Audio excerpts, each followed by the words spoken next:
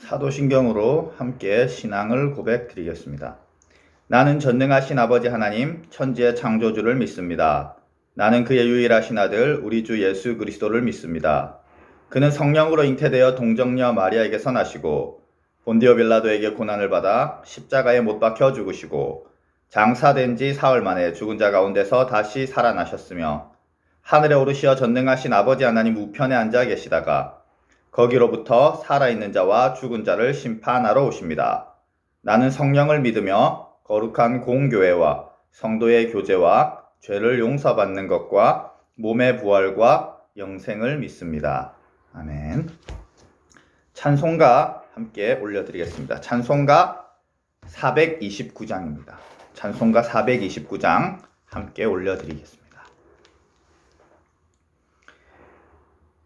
세상 모든 풍파 너를 흔들어 약한 마음 낙심하게 될 때에 내려주신 주의 복을 세어라. 주의 크신 복을 내가 알리라. 받은 복을 세어 보아라. 크신 복을 내가 알리라. 받은 복을 세어 보아라. 주의 크신 복을 내가 알리라. 세상 근심 걱정 너를 누르고 십자가를 등에 지고 나갈 때 주가 내게 주신 복을 세어라. 두려움 없이 항상 찬송하리라. 받은 복을 세어 보아라. 크신 복을 내가 알리라. 받은 복을 세어 보아라. 주의 크신 복을 내가 알리라. 세상 권세 너의 앞길 막을 때 주만 믿고 낙심하지 말아라. 천사들이 너를 보호하리니 염려 없이 앞만 보고 나가라. 받은 복을 세어 보아라. 크신 복을 내가 알리라. 받은 복을 세어 보아라. 주의 크신 복을 내가 알리라. 우리 함께 기도하겠습니다. 하나님 아버지, 정말로 감사하기 어려운 때입니다. 정말로 삶의 모든 부분이 부정적인 것으로 보일 수밖에 없는 시기를 지나가고 있습니다. 이러한 시기를 지나가는 우리를 긍휼히 여겨주시고 이 나라와 민족과 온 세계 열방을 불쌍히 여겨 주시옵소서.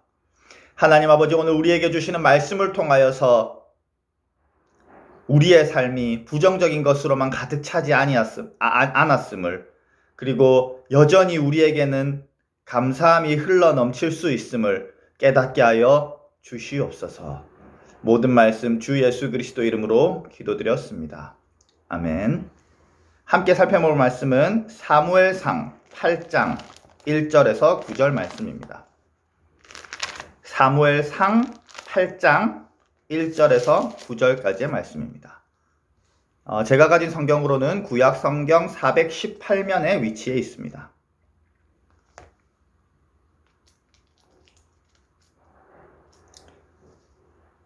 찾으신 줄 알고 제가 봉독하겠습니다. 사무엘이 늙음에 그의 아들들을 이스라엘 사사로 삼으니 장자의 이름은 요엘이요 차자의 이름은 아비야라. 그들이 브엘세바에서 사사가 되니라. 그의 아들들이 자기 아버지의 행위를 따르지 아니하고 이익을 따라 뇌물을 받고 판결을 굽게 하니라. 이스라엘 모든 장로가 모여 라마에 있는 사무엘에게 나가서 그에게 이르되 보소서, 당신은 늙고 당신의 아들들은 당신의 행위를 따르지 아니하니 모든 나라와 같이 우리에게 왕을 세워 우리를 다스리게 하소서 한지라. 우리에게 왕을 주어 우리를 다스리게 하라 했을 때에 사무엘이 그것을 기뻐하지 아니하며 여호와께 기도하매 여호와께서 사무엘에게 이르시되 백성이 내게 한 말을 다 들으라. 이는 그들이 너를 버림이 아니요 나를 버려 자기들의 왕이 되지 못하게 함이니라. 내가 그들을 애굽에서 하여낸 날부터 오늘까지 그들이 모든 행사로 나를 버리고 다른 신들을 섬김같이 내게도 그리하는도다. 그러므로 그들의 말을 듣되 너는 그들에게 엄히 경고하고 그들을 다스릴 왕의 제도를 가르치라. 아멘. 오늘부터 사무엘상을 쭉 강해하려고 합니다. 그런데 사무엘상은 이 31장에 걸쳐서 기록된 긴 내용으로 구성되어 있습니다. 따라서 사무엘상의 모든 부분을 강해한다면 좋게 1년은 잡아야 할 겁니다. 그러므로 대신에 사무엘상의 주요 사건들을 중심으로 이 사무엘상 전체의 흐름을 살펴보는 것이 더 효율적인 거라고 생각이 듭니다. 첫 번째 본문으로 사무엘상 8장을 선택했는데요. 그 이유는 오늘 선택한 8장의 본문이 이 사무엘상 전체 서사의 흐름의 첫 번째 전환점이기 때문입니다. 사무엘상 2장을 보시면요. 엘리의 무능함과 그의 아들들의 타락이 자세히 기록되어 있습니다.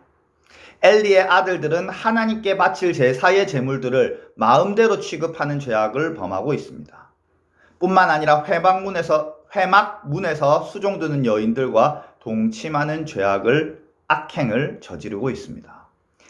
엘리의 아들들은 성적, 도덕적, 종교적 타락을 저지르고 있으나 엘리는 그들을 제어하지 못합니다.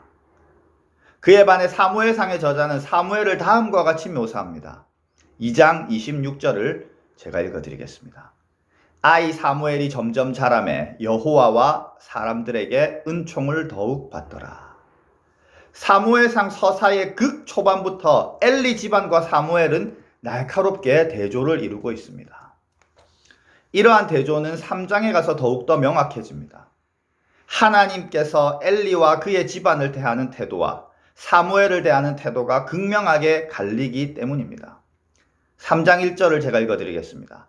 아이 사무엘이 엘리 앞에서 여호와를 섬길 때는 여호와의 말씀이 희귀하여 이상이 흔히 보이지 않았더라. 엘리의 통치 기간에는 하나님께서 말씀과 이상을 거의 나타내지 않으셨다는 기록입니다.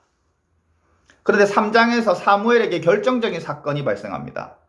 여러분들이 잘 아시는 것처럼 밤중에 하나님께서 사무엘을 3번이나 부르시는 겁니다. 그리고 사무엘에게 앞으로 있을 일, 구체적으로는 엘리 집안에 대한 저주를 말씀하십니다. 즉 엘리에게 나타나지 않던 하나님의 말씀과 이상이 사무엘에게 나타난 겁니다. 이는 엘리의 통치는 점점 더 저물어가고 사무엘의 새로운 시대가 도래할 것이라는 징조입니다. 3장 마지막에서 사무엘상의 저자는 이러한 세대 교체에 대한 징조에 대하여 종지부를 찍습니다. 3장 19절에서 21절 말씀을 제가 읽어드리겠습니다. 사무엘이 자라매 여호와께서 그와 함께 계셔서 그의 말이 하나도 땅에 떨어지지 않게 하시니 단에서부터 브엘세바까지의 온 이스라엘이 사무엘은 여호와의 선지자로 세우심을 입은 줄 알았더라. 여호와께서 실로에서 다시 나타나시되 여호와께서 실로에서 여호와의 말씀으로 사무엘에게 자기를 나타내시니라. 온 이스라엘이 사무엘이 이스라엘 즉 여호와의 선지자로 세우심을 알게 되었다는 겁니다.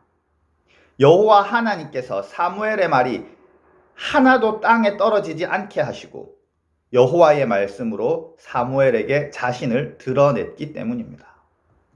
엘리의 시대는 종식되고 사무엘의 새로운 시대가 열릴 것이라는 서사의 흐름이 점점 더 명확해져 갑니다. 엘리 시대의 종식은 공식적으로 4장에서 이루어집니다. 이스라엘이 블레셋과 대적하여 싸울 때 이스라엘은 하나님의 능력에 의지하여 전쟁하고자 언약궤를 전쟁터로 가져옵니다. 처음에는 언약궤가 온 것을 보고 블레셋 사람들은 두려워합니다.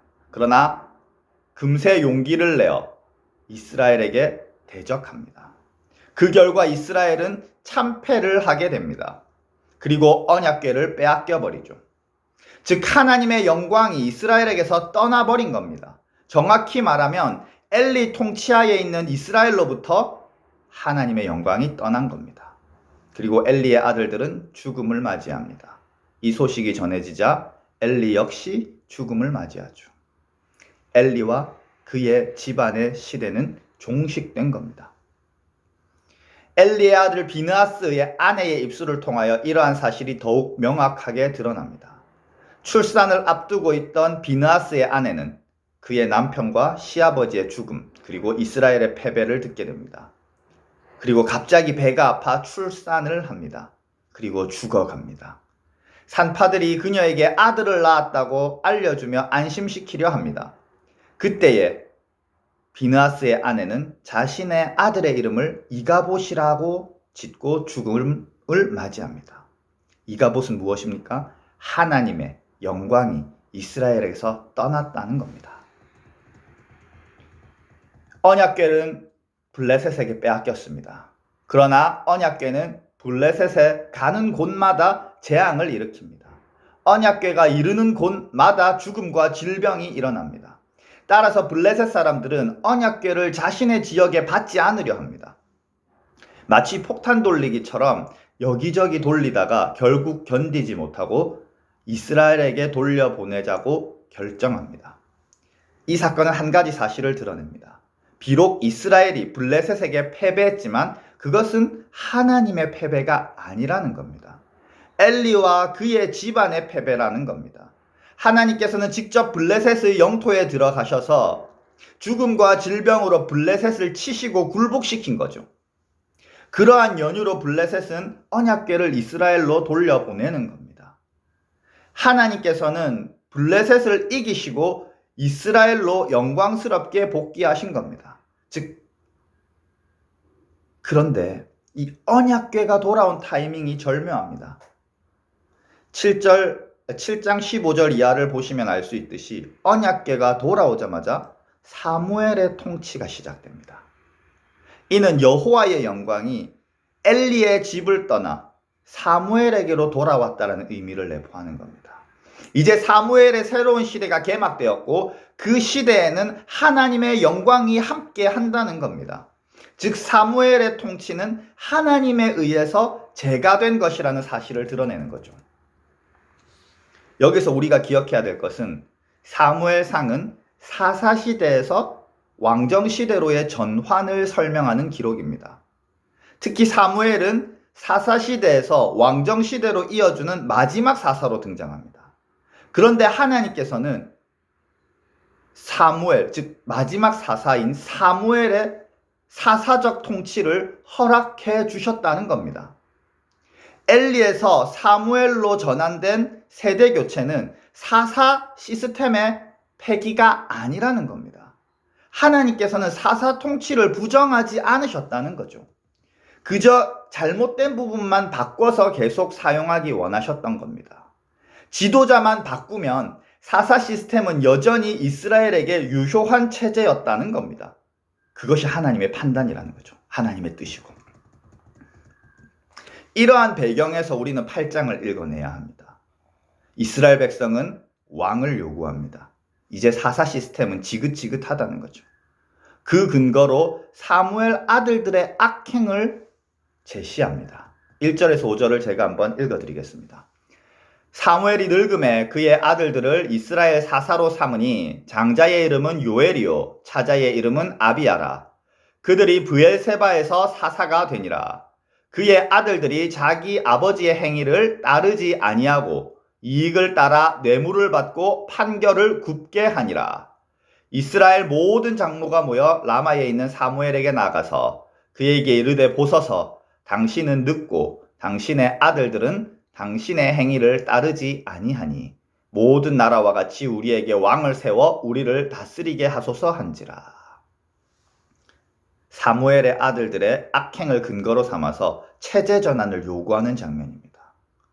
앞서 우리가 7장까지 살펴본 것처럼 하나님께서는 이 사사 체제를 유지하기 원하셨습니다. 하나님께서는 이 엘리의 경우에서 볼 수 있듯이 썩어 빠진 지도자만 교체하면 유지할 수 있는 가치가 있는 체제로 보신 거죠. 그러나 이스라엘은 이 사사 시스템에 있는 결정, 그 사무엘 아들들을 지목하면서 하나님께서 허가한 체제를 폐기할 것을 요구하고 있는 겁니다. 그러한 차원에서 하나님께서는 사무엘에게 말씀하시는 겁니다. 저들은 너를 버린 것이 아니라 나를 버린 것이라고. 사무엘 내가 마음에 들지 않은 게 아니라 하나님이 선택한 이 체제를 싫어하는 것이라는 뜻입니다. 이스라엘은 확증 편향에 빠져버린 겁니다. 작은 부정적인 부분으로 전체를 부정하고 있는 거죠. 한 부분만 썩었는데 그 부분만 덜어내면 여전히 이것은 효율적으로 작동할 수 있는데 마치 전체가 썩어서 사용할 수 없는 것처럼 착각하고 있다는 겁니다. 이러한 이스라엘의 확증 편향의 원인은 욕망입니다. 욕망. 8장 20절을 읽어드릴까요? 우리도 다른 나라들과 같이 되어 우리의 왕이 우리를 다스리며 우리 앞에 나가서 우리의 싸움을 싸워야 할 것이니다 하는지라. 다른 나라와 같이 되고 싶은 욕망에 덫에 빠져버린 거죠. 다른 나라처럼 왕이 앞서 싸우는 것을 욕망했던 겁니다. 그래서 사사체제의 작은 결점이 사사 시스템을 전면적으로 부정할 이유로 보였던 겁니다. 사무엘은 이러한 확증 편향에 따른 판단이 그릇된 것이라고 가르칩니다. 10절에서 18절을 보면 자세히 드러납니다. 너희가 왕을 세우면 너희의 아들들이 전쟁 앞에 나가게 될 거다. 전쟁터에 맨 앞에 나서게 될 거다. 그리고 각종 노역을 너희 아들들이 하게 될 거라고 가르칩니다. 한마디로 너희가 생각하는 것만큼 너희가 욕망하는 왕정은 그리 아름다운 것이 아니라고 깨우치는 거죠. 그러나 백성들은 사무엘의 말을 듣지 않습니다. 왕정 시대로 전환하려는 뜻을 꺾지 않습니다. 한번 확증 편향에 걸려버리니 아무것도 귀에 들어오지 않는 겁니다. 그러자 하나님께서는 결국 이스라엘에게 왕을 허락하십니다. 이것이 옳은 것이 아님을 알면서도 말이죠. 이러한 서사의 흐름 그리고 전환은 한 가지 사실을 드러냅니다. 왕정의 시작은 하나님의 능동적인 역사가 아니라는 겁니다. 대신에 이스라엘의 그릇된 뜻과 결정에 같이 끌려 들어가시면서 어쩔 수 없이 선택한 수동적 역사라는 거죠. 아닌 것을 알면서도 그 선택의 미래가 하나님 자신에게도 이스라엘에게도 가시밭길인 것을 알면서도 이스라엘의 그릇된 길의 여정에 동행하시기로 결정한 역사라는 겁니다. 그들의 뜻을 차마 꺾지 않으신 겁니다. 그 이유를 추측하건대 겨우 사무엘의 통치하에서 안정된 이스라엘이 분열되지 않기 원하셨기 때문일 겁니다. 사무엘을 위시로 한 사사체제 유지파와 왕정파가 갈라져서 싸우는 것을 원하지 않으셨기 때문일 겁니다. 이러한 이스라엘의 확증 편향은 우리의 생각과 습관 속에 깊이 뿌리 박혀 있습니다. 오늘 본문의 이스라엘의 모습은 우리와 별반 다를 바 없다는 거죠. 뭔가가 마음에 들지 않고 만족스럽지 않을 때 우리는 작은 부분을 과장하여 전체를 부정하려 합니다. 작은 부정성을 확대하면서 여태까지 이 사회를 지탱해온 것은 낡고 폐기되어야 할 것이라고 주장하기 시작합니다. 그리고 새로운 것을 강력하게 요구합니다. 개혁이라는 미명하에 이전의 모든 것은 청산해야 할 적폐로 보이기 시작하는 겁니다. 이전의 모든 것은 부정해야만 하는 시대착오적인 것이 되어버린 겁니다. 사실은 그 부분만 고쳐서 사용하면 아무 문제 없는데도, 아니 조금만 고치면 새로운 시대 또는 새로운 시스템으로 전환하는 것보다 훨씬 유익할 텐데 말입니다. 그러나 그때부터 아무것도 들리지 않습니다. 아무리 당신들이 요구하는 것이 도리어 칼날로 돌아올 것이라고 깨우쳐도 소용없습니다. 이미 확증 편향에 강력하게 사로잡혀 버렸거든요. 선과 악으로 모든 것을 분류하기 시작한 겁니다. 작은 결점이 있는 현 시스템은 악이요, 나와 뜻을 함께하는 이들이 새롭게 요구하는 시스템은 선이라는 이분법에 빠져버렸기 때문입니다. 사실은 자신이 욕망하는 것을 성취하려는 악한 습관일 뿐인데 개혁이라는 미명하에 나의 욕망은 거룩한 것이 되어버립니다. 나의 욕망을 성취하려는 것은 공동체를 위한 거룩한 성전이 되어버립니다. 교회를 갱신하려는 개혁운동이 되어버린 겁니다.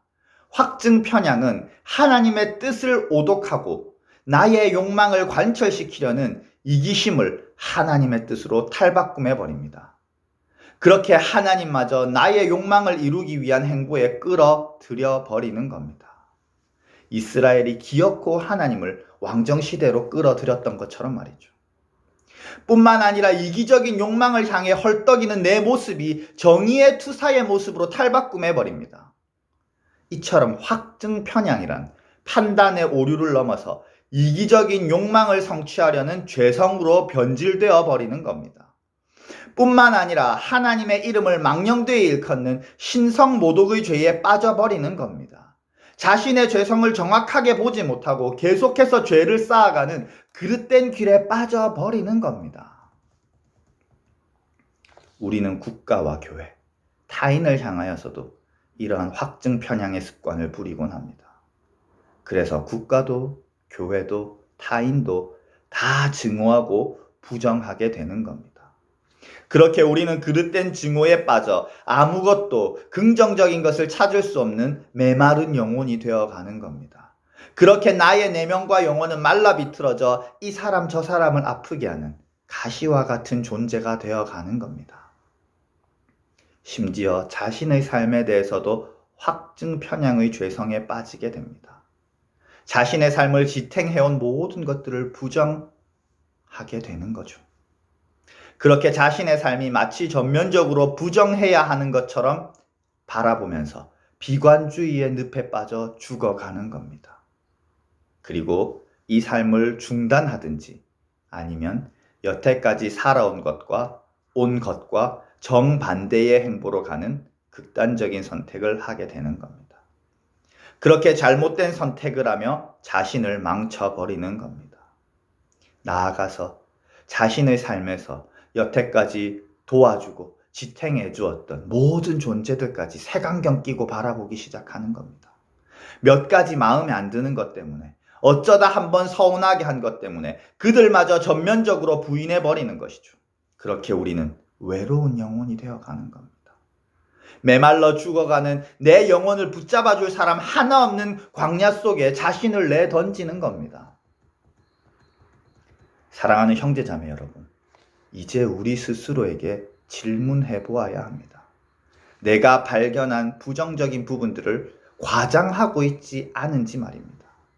부정적인 부분들을 과장하게 만드는 것이 나의 욕심 때문은 아닌지 말입니다. 한마디로 내가 발견한 부정성들이 나의 죄성에서 나온 것은 아닌지 반문해 보아야 한다는 것입니다.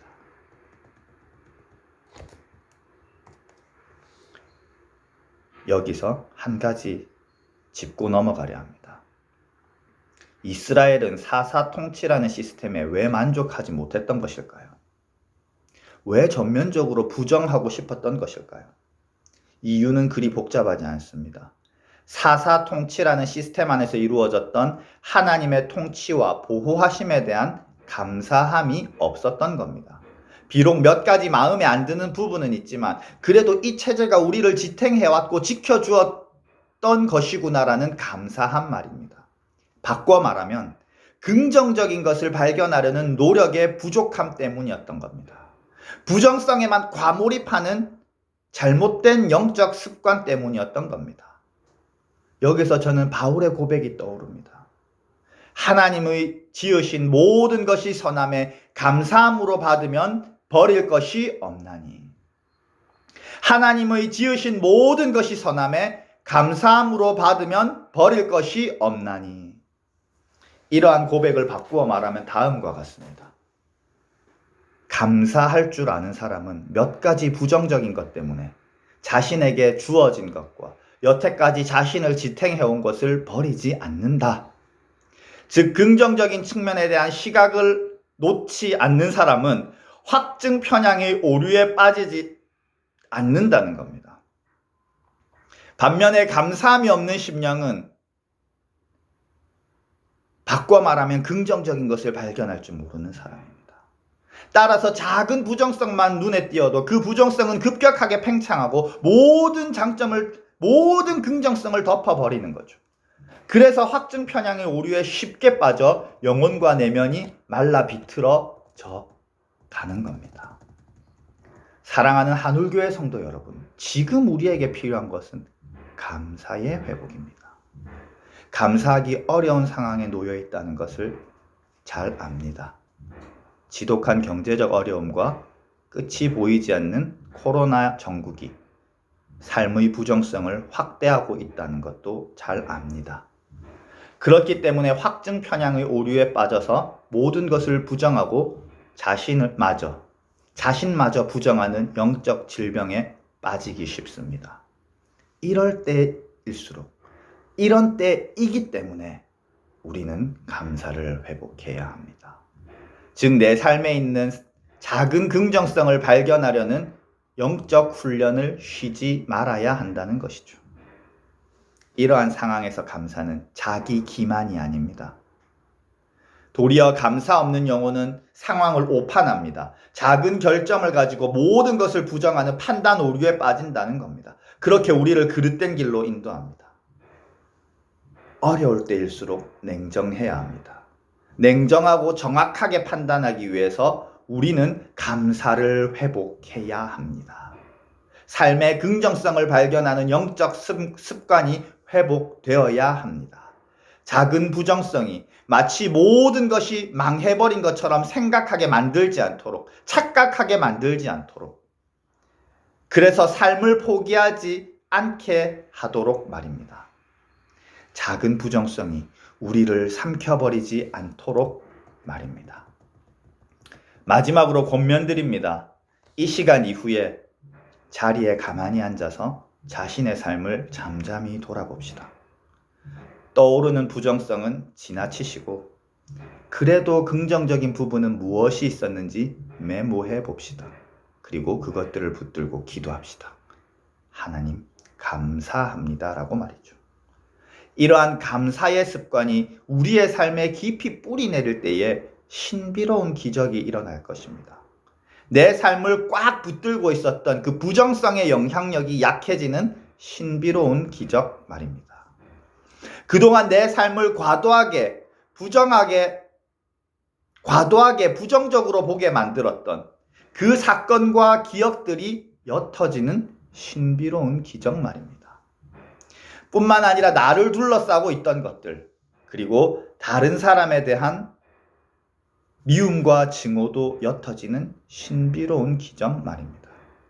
그렇게 우리는 새롭게 거듭나게 되는 겁니다. 그렇게 우리는 곁에 있는 이들과 새로운 관계에 접어들게 되는 겁니다. 우리의 삶은 그렇게 새롭게 갱신되는 겁니다. 저는 이러한 신비로운 기적을 함께 체험할 수 있기 원합니다. 이 신비에 대한 간증이 우리 교회에 충만하기를 간절히 기원합니다. 기도하겠습니다. 하나님 아버지 감사합니다. 우리는 이스라엘과 같이 어리석어서 작은 결점과 부정적인 부분들로 우리의 삶 전체를, 또 나를 둘러싸고 있는 것들을, 내 곁에 있는 것들을 판단합니다. 그렇게 메말라 죽어갑니다. 그렇게 비관주의의 늪에 빠져 죽어갑니다. 우리를 불쌍히 여겨주시고 긍휼하게 여겨주소서. 그리하여 우리의 삶에 있는 부정적인 부분들에 과몰입하지 않게 하시고 작은 감사의 제목들에 기뻐할 수 있게 하여 주시옵소서. 그렇게 우리의 삶에도 신비로운 기적들이 일어나게 하소서. 부정적인 관점이 긍정적인 시각으로 바뀌게 하여 주시고 미움과 증오가 사랑과 인내로 변하게 하여 주시옵소서.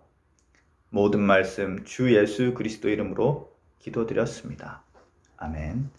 주기도문으로 수요기도회를 마치겠습니다. 하늘에 계신 우리 아버지여, 이름이 거룩히 여김을 받으시오며 나라가 임하시오며 뜻이 하늘에서 이루어진 것 같이 땅에서도 이루어지이다. 오늘 우리에게 일용할 양식을 주시옵고 우리가 우리에게 죄 지은 자를 사하여 준 것 같이 우리 죄를 사하여 주시옵고 우리를 시험에 들게 하지 마시옵고 다만 악에서 구하시옵소서. 나라와 권세와 영광이 아버지께 영원히 있사옵나이다. 아멘.